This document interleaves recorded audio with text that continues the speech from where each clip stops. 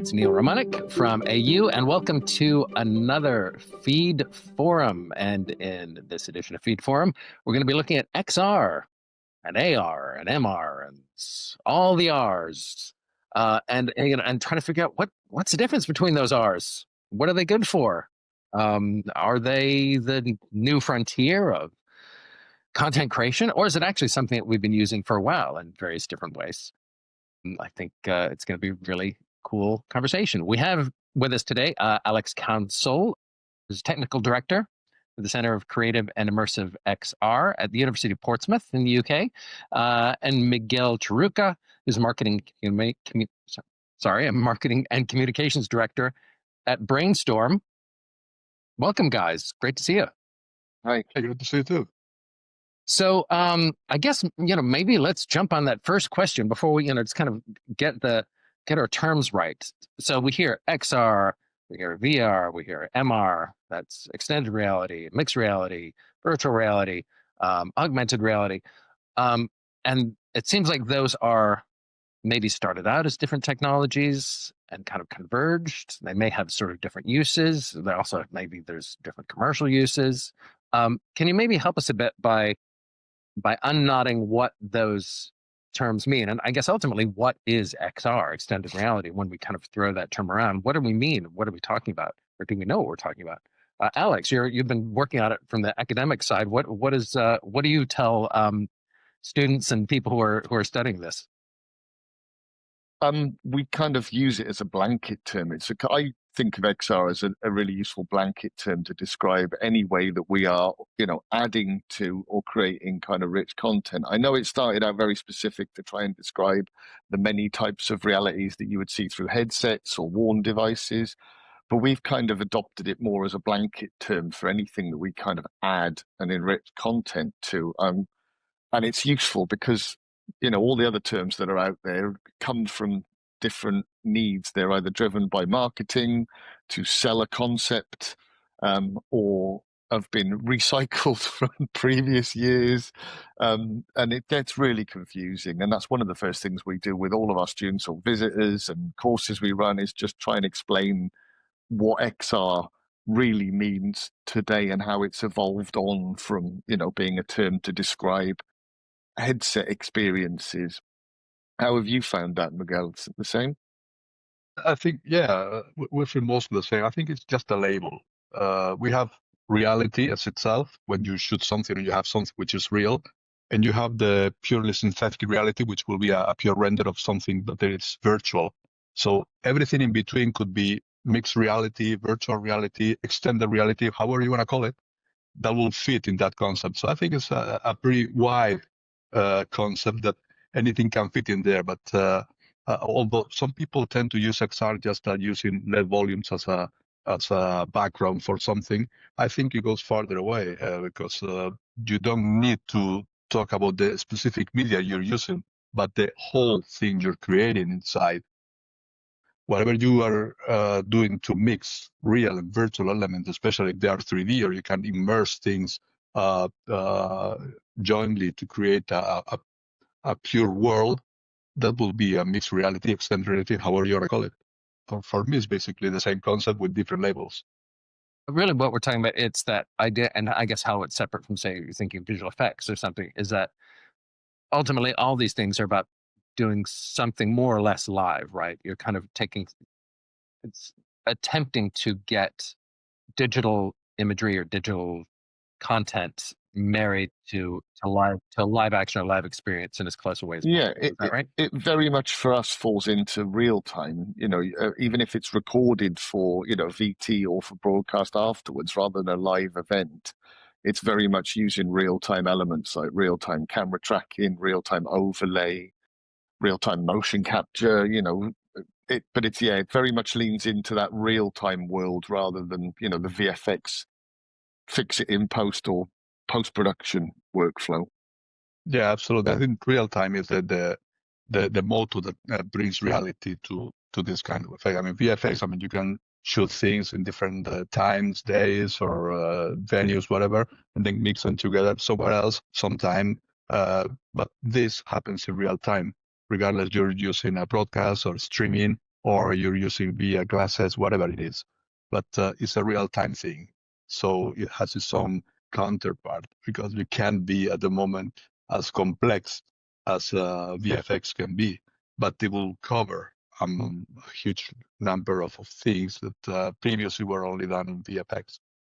I used to worry about, whether things would render overnight. Now I wonder. Now I worry if they don't render in 8 milliseconds or 10 milliseconds, so I can keep a live element, We have a locked in. 2-frame delay. Yeah, how things have changed. Yeah, big time. So Yeah. at Brains, I was going to say, Miguel, at Brainstorm, of course, you're working, you're providing tools for, to help companies do a variety of, we could say, XR enabled content, and that could be a real variety of things. We're talking broadcasters and live events and the whole thing, right? Can it tell us a bit about what you're doing and kind of what your customers do and kind of the service that you provide?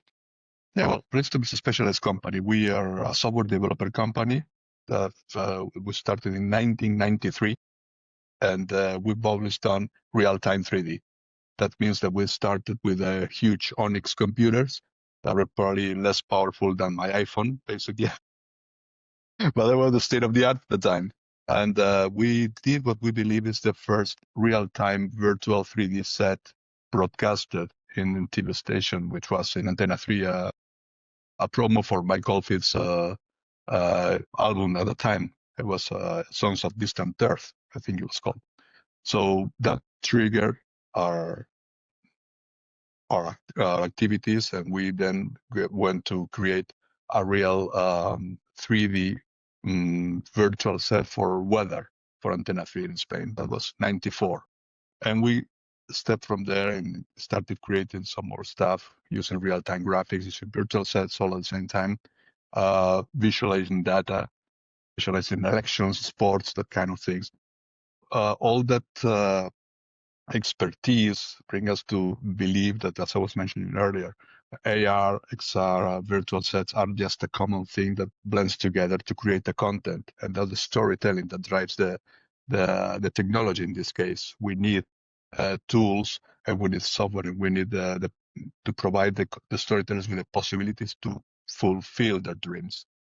So now I see that technology is being much more accessible for most people, which is excellent because it brings more expertise and more ideas to the content creation. So as soon as we provide more tools and more accessible tools to content creators, we see that this technology is ramping up and then being used almost everywhere. But as I mentioned, I mean, for us, bringing together virtual sets, immersive reality, 3D sets, AR graphics, data graphics coming in, mixing all together is like the everyday's work for us.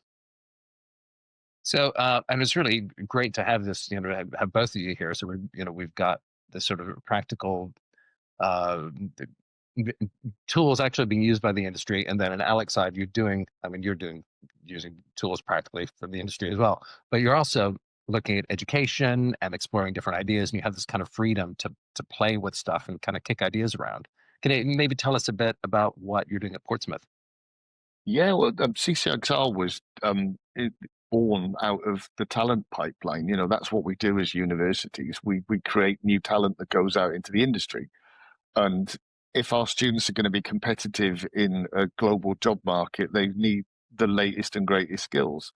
So when I joined the university in the early 2000s, I started doing motion capture, and we were doing virtual production back then, but using Motion Builder as our real-time engine. But it was always there to help us block out and work things out. So taking those skills and giving them back to our students was at the heart of what CCIXR was going to be. So we cherry-picked the latest, trends, be that real time and in kind of cutting edge content creation. So it's about scanning. We've got photogrammetry, LiDAR, so we can capture and make digital objects. We've got volumetric video for people. That was one of our kind of, I think, biggest decisions was, did we go volumetric video? Because it was emerging at the time, It's 5 years ago now when I was scoping the technology for CCIXR, and that's a lifetime in the technology world. So trying to pick the ones that were going to emerge and keep going. And then when we chose to do we had a mocap stage, we made a big mocap stage and did real-time theatre shows with RSC and things, lots and lots of, real-time live events using motion capture streamed into Unreal Engine, then broadcast. And then it was LED walls were the buzzword and the thing that was coming out. But we needed off the shelf. The university needs off the shelf. We didn't have the time. We need our students to be able to pick it up and use it almost immediately. We don't want to spend 6-8 months figuring out how to connect LED walls, figuring out end display, doing all of that. So we went for partners that could, give us off the shelf solutions. So we went with a company called White Light in the UK that made a smart stage, which is a kind of corner scenario, 2 4-meter by 4-meter walls and an LED floor, very much about XR broadcast, because we thought that would cover the most eventuality for our student body, which is a creative faculty. So we got lots of disciplines, everything from computer games and visual effects through to fashion, illustration, and lots of creative subjects who all want to try these new disciplines. So that was we made a melting pot for everyone to come and use with a good selection of technology and then destination. So we've got a whole XR lab for delivering it to headsets, mobile devices and everything like that. So it's that end-to-end pipeline, content creation, developing that rich content, and then figuring out how to deliver it to audiences.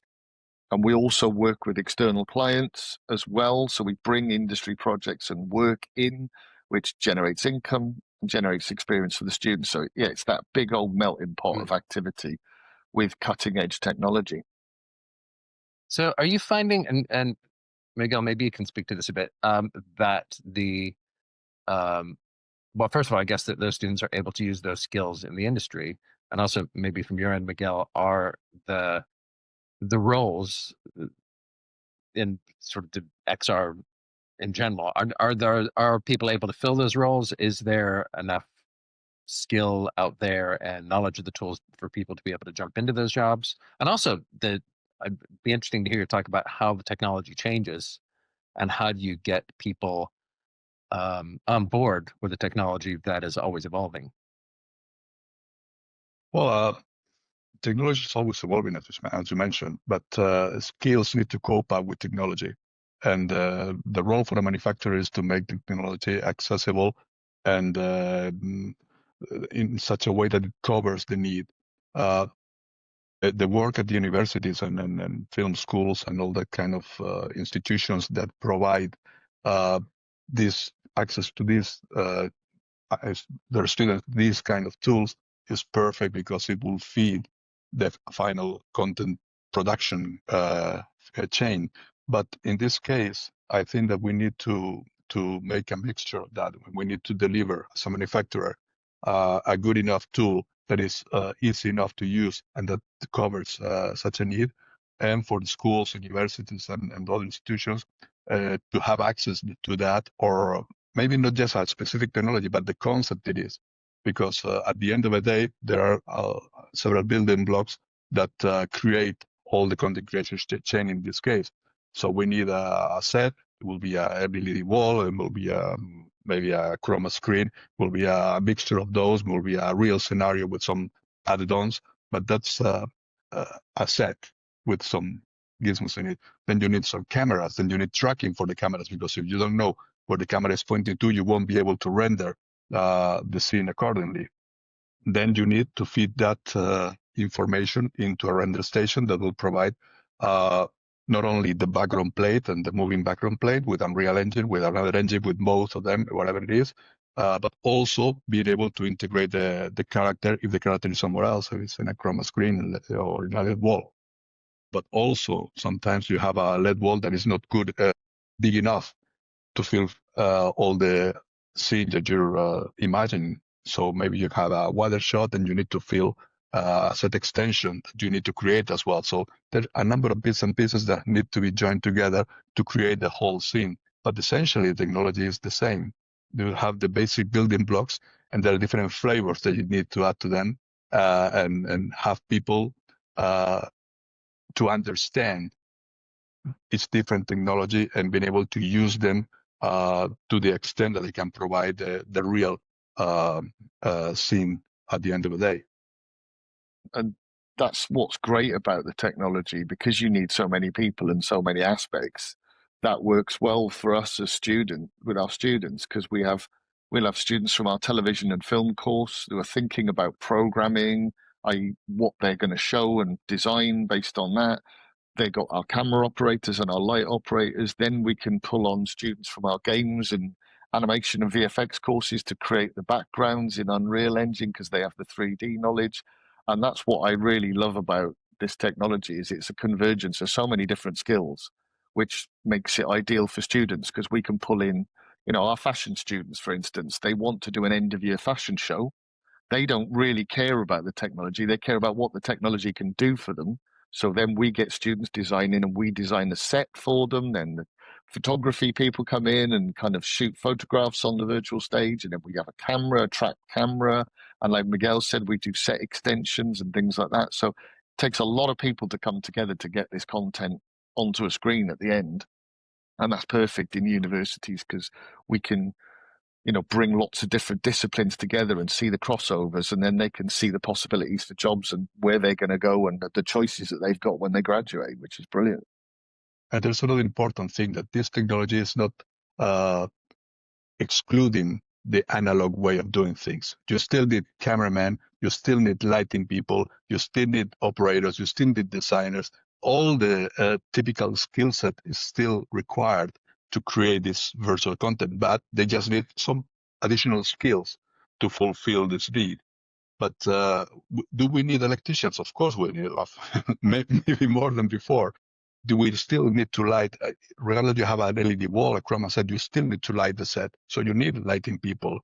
You still need operators for the cameras and the rigs and sound, everything. You still need all the typical expertise that you have in a typical production, analog production. You still need it in the virtual production, but just with that little trick over there. Can you maybe tell me about, like, what are some of the, what are some of the reasons I would really want to do things in that way rather than, you could say, traditional production, whatever that is. But why would I want to use to do something in an XR? I guess we could start, and not really talking about XR as a technology, but like XR workflows. I guess maybe that's kind of maybe a better way of putting it. But why would I want to do that? Like, what is a really, really good use case for that? I guess I'm thinking, like, I'm a production accountant. I'm going, why do we need to do that? Can you justify why we have to do that?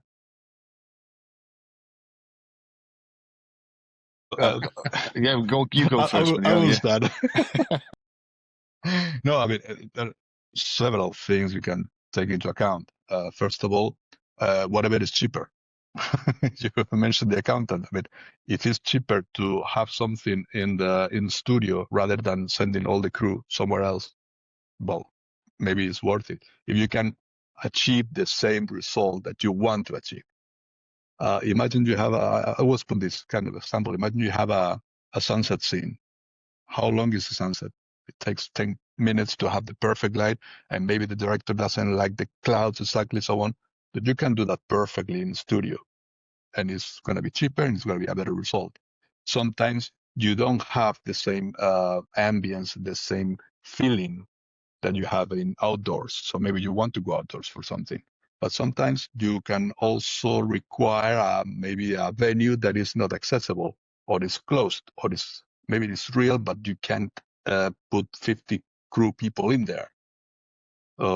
Maybe you need to shoot something in a very small space that you can't use in that real space. So there's a number of possibilities that you can try to use or evaluate the possibility of using that in virtual scene.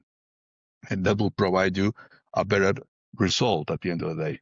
But cost is one of them. And the other one is the accessibility to the workspace. And sustainability is, of course, a thing as well. So I know that there's and it'd be interesting to hear if anybody is talking to you about this or not, but being not having to move things around, the less you have to move things, the lower your carbon footprint. Just if you move anything, that's bad in terms of carbon. And so I guess there's an argument to be made for just being able to do things virtually for sustainability reasons. But also I wonder, do you know if there's any good work that's been done on measuring carbon footprints of virtual sets and virtual productions and XR?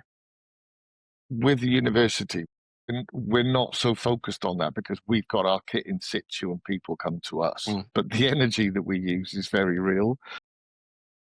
And yeah, we had to do like an energy study as a large organization, a university. Our energy bill every year is, a sizable cost. So it's almost like I don't know the exact ins and outs of it, but we're not, there's not a meter running on our department that shows us up as a spike. We average the energy use across the whole university. So we can kind of get lost in the wider university. So it's a consideration for us. And obviously, if we could choose clean energy sources that are coming into the university, then that's brilliant. But as far as kind of that sustainability, that day to day, because our job is not logistics of going out and bringing people in and things, it's not as much of a consideration when you're in the production industry, but it's something we're very aware of. And yeah, the fact that it's always on is, a definite issue for us. But I guess you do have potentially, as you said, you have control over what your energy source is or your provider. Yeah, because we're a very large organization, with sort of, 20 odd thousand students over a wide city campus. The way our energy is calculated and our build is done as a whole organization rather than granular in each department, because we would be a spike. There's no two ways. When we built this place, that was one of the biggest considerations was the sheer amount of power that we had to have routed into what was an existing space. We converted an existing space rather than a new build. But then we had to, literally redesign the electrics from scratch to have a LED walls. So like multiple 64 amp outlets and, the power rating on the floor that we're on just went through the roof because we've got to plug everything in. And we had teething problems as well. Photogrammetry rig, first time we fired it up, pressed the button, we tripped all the switches because we hadn't put enough power in the back. The power rating on the flash units wasn't quite accurate. So it just tripped all of the relays the first time we fired it. And then we had to get another few 32, I think it was another 4 32 amp circuits put in. So yeah, this stuff doesn't come cheap with an energy cost. And it's something as a university as a whole that we have to consider, but not so, like I said, not so granular per production that we analyze it. I think how much you gotta get deeper into the detail, because in rough numbers, okay, bringing 50, 70 people over, I mean, it takes time, it takes gasoline, it takes planes, whatever it is. But still, as Alex mentioning, running a LED facility, the lighting and all the electronics that need to be involved in the production still is a huge cost as well. So. Yeah, I know that there's been, I think some companies have done a little bit of work on it, but I think there's probably a whole paper somebody can write about what's happening with energy. And there's a lot of pushes in the UK about sustainability within film and television across the sector. Lots of work going on. So we were talking about that workflow, that kind of XR workflow, and I wonder about that there might be sort of big companies or broadcasters. If I'm a newscaster or something, that may be something that we built into what we do on a regular basis, or maybe big productions are using virtual sets in certain ways. But how about using these same workflows and same technology for like small productions or influencers, or kind of getting these tools into the hands of people who kind of on the ground can start messing around with them? Because of course, most of the content in the world is created by people sitting at home looking at the cameras, in terms of sheer, any way you measure it, petabytes of data or hours of footage or whatever.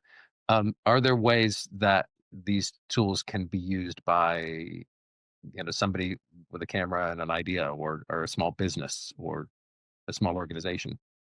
Yeah, I think it's only getting more and more accessible for people. There's some VTubers out there, and content producers that are doing real-time motion captures with sophisticated avatars. They're doing their own kind of tracked camera moves.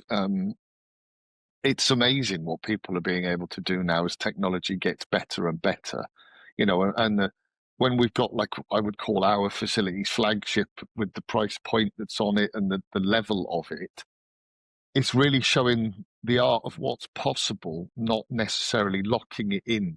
The requirement to lock it into a specific technology then comes with, sophisticated use and budget and all of that. But showing someone that it's possible to drive an avatar in real time using, a headset and VR controllers, or some Vive trackers, using SLAM technology, and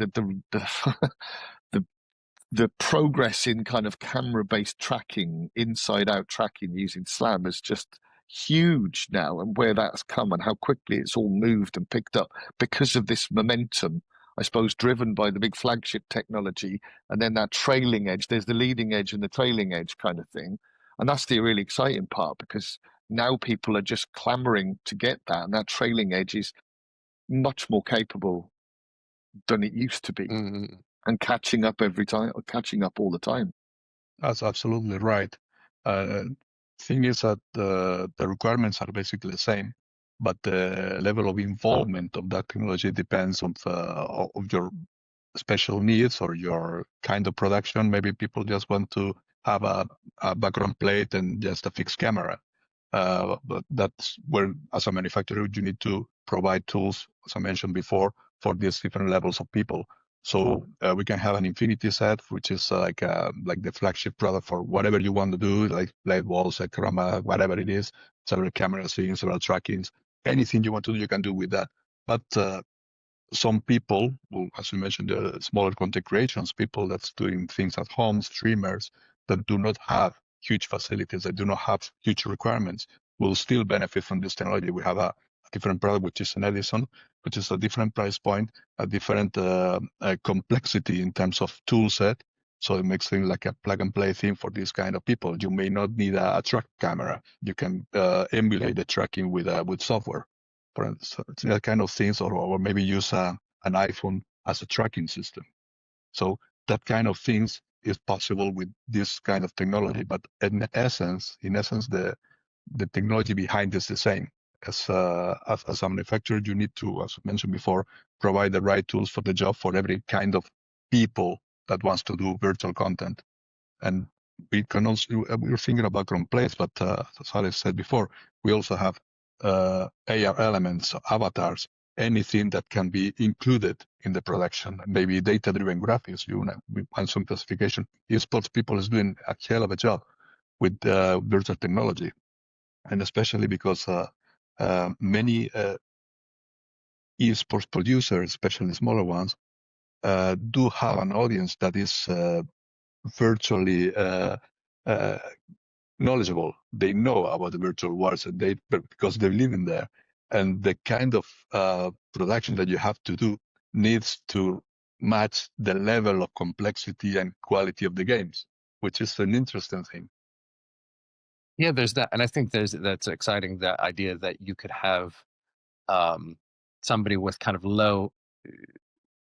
potentially sort of low barrier to entry or low cost, and somebody can just start messing around with this. So somebody who's got the millions and millions of followers, some big YouTube star, may actually the content itself may just be, most of the time they're just looking at the camera sitting in front of the in front of the game or whatever. But there may be, even in that compressed space, there may be something really cool that you can do that, if you can just start messing around with the tools, you can discover things that maybe other people hadn't really cottoned onto yet. And there's some incredibly clever people out there that innovate with very little. The fact now that you can get, sophisticated game engines and tools for free at home, Blender as a kind of, DCC tool, that's, I remember when Blender first came out and using Blender and seeing the progress of that now as an open source tool. There's so many clever people out there, like I said, using real time and doing amazing innovations within it. And I think sometimes, they even lead us. It's kind of like, well, they've done that on a shoestring budget. How do they do that? And you always look and reach out to these people because it's that innovation, that ingenious kind of thinking, because they have to. Necessity is the mother of invention, because they haven't got the budget, so they've got to find a way of standing out, especially in the content market. I wouldn't want to be a content creator now. I don't understand it. I'm too old.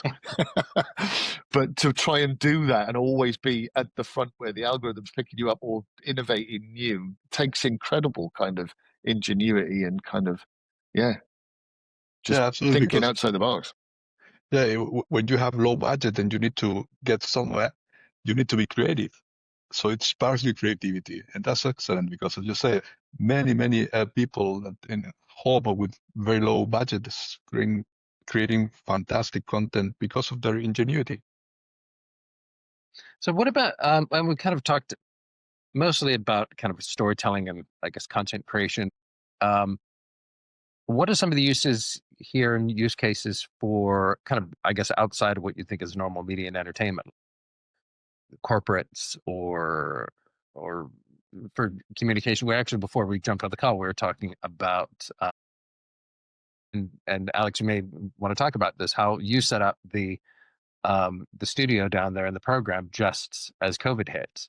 And of course, that was a big leap. Everybody was pushed into getting creative about technology and became really used to this idea of virtual spaces, even if it was just Zoom with a couple emojis. But it seems like can be a real use case for creating spaces outside of entertainment that are actually spaces that people can use in their normal everyday lives. Yeah, when we were planning CCIXR, we looked at very much that remote workflow, that everyone was going to be working remotely for a considerable time afterwards. But then there was a big rush to come back after COVID, and that was great.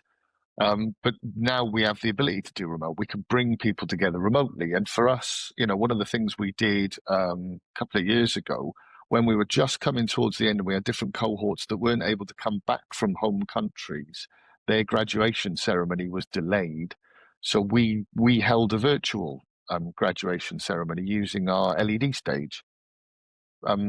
Each person could come up in a Zoom room and their families could be involved. So there was a huge audience for families. We created, a virtual space that looked like graduation. It had the ceremony and the look of all of that.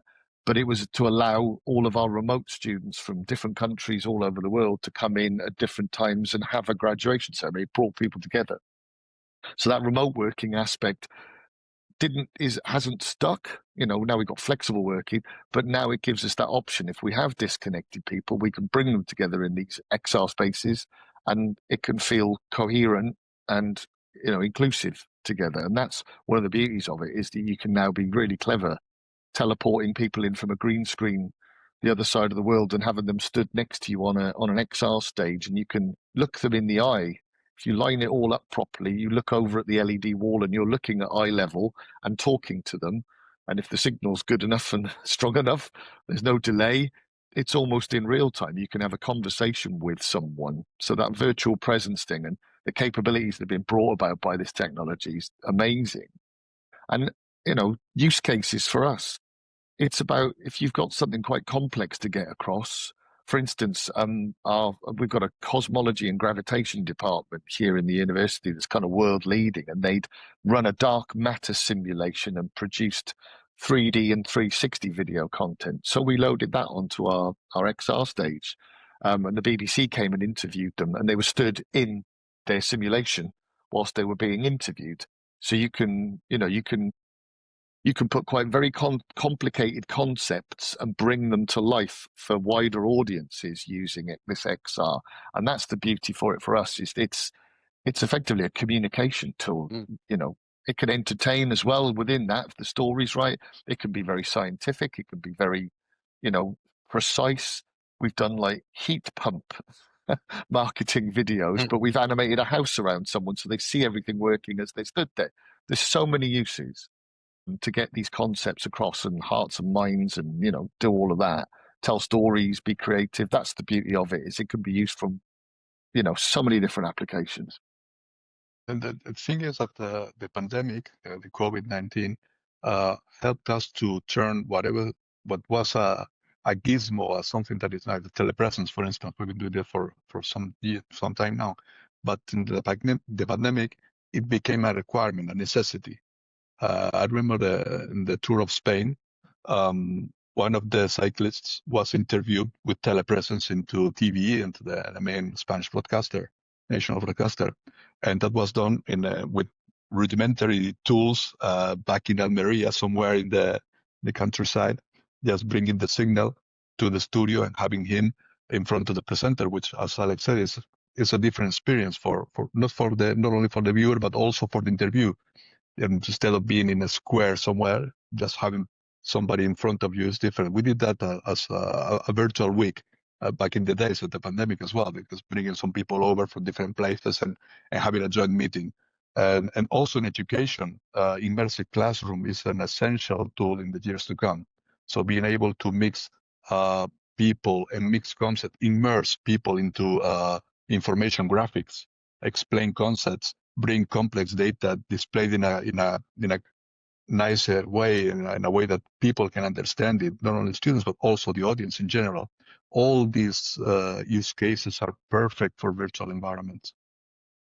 And I guess maybe that's where the sort of the creativity and the art comes in. You're talking about that virtual graduation ceremony, and we've all been at events like that where it's like, it's great that we can have this, but it's not quite like being there. It's not quite like being there in real.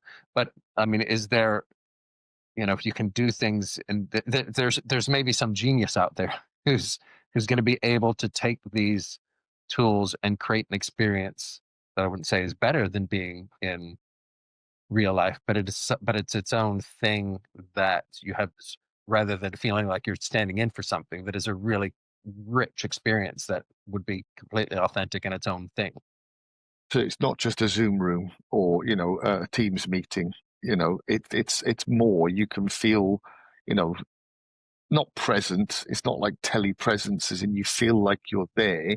It just comes together in a better way, richer, more meaningful, that audiences can understand. And then when you watch it back, it does feel more involved and just more connected. Mm-hmm. And that's the exciting part about it. And yeah.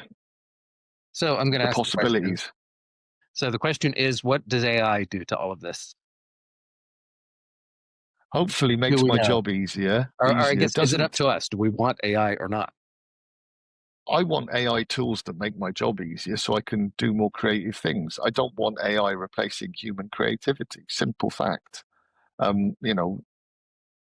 It's the marketing hype at the moment is so strong, but the reality as a producer of content is that at the moment the AI is not doing enough, maybe in places that I want, but I want tools. I don't want prompt generated content. I want tools that make my life easier. One of the ones we've got recently, which is a markerless motion capture system that's been driven by AI and machine learning, now means that we've got a tracked camera in front of an LED wall, but now we can track perfectly our presenter within that space as well. So now without, tracking markers and things like that, you can click your finger and hold an AR object in your hand. And now, because we know the position of the presenter in 3D space, we can switch between foreground and background elements. So you can walk around objects on the stage because we know exactly where the presenter is and switch them between back plate and front plate. So that, because of machine learning and AI, has now produced a really powerful camera-based mocap system that we can use and deploy really rich content. That's a win for AI. Typing in text and generating, I'm going to say the word slop. You may say no interest in it whatsoever. I believe that the AI is here, but the hype is bigger than the outcome at the moment. I would eventually like AI to get rid of tedious jobs, jobs that take time-consuming tasks that do not require creativity, that do not require attention, that is just boring things. that will liberate, as Alex mentioned, the people to be more creative. And one of the things that amazes me from this industry since day one is the ability of the users to stretch the possibility of the tools and get something else that you never think of. But they mix things together and get the creativity at work. And when they need to do something, they create something that you never thought it was possible because you don't thought of that use. And that's where AI is still has some room to develop. But getting rid of tedious jobs will liberate people's mind to be better, which is excellent. Yes. We used to teach students that the entry level job into the visual effects industry was rotoscope and camera tracking, and that used to be a very highly skilled job and a laborious, repetitive job, and they're gone now. Well, so then how do they? One person can track 10 shots in a day, not just one shot. What are the entry level jobs then now? Well, that's a good question. I think you've still got tracking and things within those kind of junior roles, but they're just more capable jobs now. The sophistication of what you can do at that level has moved from down there to up there. Mm. It just moves us forward. Like Miguel says, it frees us up to be more creative. It's not like, right, we've got to factor in 3 days at the beginning of the production for roto and camera tracking. It's like one day and then we can move on to the next part. You can shorten timescales, but you could also allow more creativity. And the fact that we've got AI powered, machine learning powered tools speeding up those jobs is nothing but a good thing. But like I said, like Miguel said, the marketing hype at the moment is the thing that's the loudest noise. The reality of where it all actually sits and what it can do for us as content creators and makers is forming. It's forming at the moment, and you're seeing better and better examples of it coming out every day that do make our jobs easier and the ability to be more creative. And if that's what AI brings to the industry, which I hope that is the trajectory we're on, then yeah, all the better. More powerful tools. It's like the Industrial Revolution all over again. Yeah, I just want a better hammer, a hammer that knows exactly what to do when I hit something with it, rather than having to have 5 hammers and go, oh, which one should it's that analogy, just better tools. But do I have to have a subscription to that hammer? Well, yeah, who else can see what I'm doing with that hammer? They're the bigger ethical issues, and let's not go down that rabbit hole today. The thing is, you still need to know the basic things to be a proper professional and develop yourself farther away. You don't understand the basics, it's much more difficult to develop things that would eventually rely on the basics. So you don't know how to hammer something. What do you need a hammer for? No, yeah, exactly, yeah. And that's the real beauty at the moment, with sort of animation tools. If you give, an AI animation tool to someone who's not an animator, they'll produce something and go, oh, that's brilliant, that looks great. If you put that in front of a trained animator's eye that can then go in and just refine that, their creativity is unleashed because they can create more seconds of animation in a day with that expert lens on it, not just, oh yeah, look, that looks great, move on to the next thing. It means we can just be quicker and more, more productive. And I guess it sounds like it also comes just back down to skills and creativity. And I mean, ultimately, it's if I can train myself to be a good creative or a good artist or a good craftsperson, I'll see whether a tool is crap or whether it's useful. It'll be harder for me to be fooled into believing something that is good when it's not good. Yeah, you train people to have good criteria, so that will eventually lead to a better job and better content. Yeah, I think because AI seems to be very good at fooling you into thinking it's good, and you're, wait a minute, that was terrible. What was I thinking? So the future, what do we think is coming down? I mean, it's hard to say, as you were saying, things have been changing so quickly. But even in the next year, or what you could imagine in the next 5 years, it's difficult. I find that in the next 5 years. I think affordability is going to be a real key of it. Affordability of tools, because again, one of the biggest problems we have is showing people what's possible but that entry requirement is still quite high in budget. So I think the future is more exciting because it's just going to lower that barrier to entry, and the sophistication that you can come in at means it's more accessible for everyone. You know, the fact that when we opened the center, you couldn't scan something very well with your iPhone, but now you can. We actually run a workshop where we teach, you know, smaller organizations like local museums and heritage how to leverage the power of an iPhone or an Android phone to scan objects and create digital collections, because they don't now need to buy a 50,000, 60,000 pound metrology grade handheld scanner to create a digital object. They can use an iPhone and produce something incredible from it. And it's leveraging that power from, you know, consumer, prosumer level devices. I think that's the thing for me. I can't think what the next big thing. Obviously, if we can get wearables that are as lightweight as normal glasses with high compute, that opens up a whole new layer of reality, of extended reality, that's exciting. But we're still a ways off from that. But I think the general, you know, entry level is just always rising up, and that's what's really exciting for me for the future. I don't know what that new technology, other than these AI tools that we're going to see, is. But yeah, wearables and kind of affordability for me is what's exciting about the future. Miguel? I normally refrain myself to forecast this way, because it tends to be that. So if we go to the older interviews, you'll see, oh, this guy knows nothing about this.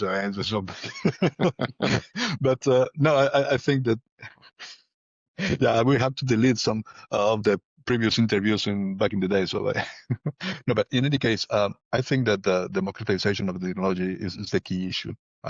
Allowing people to have the correct tools or access to the tools that previously were impossible to access from an individual point of view or a smaller company point of view.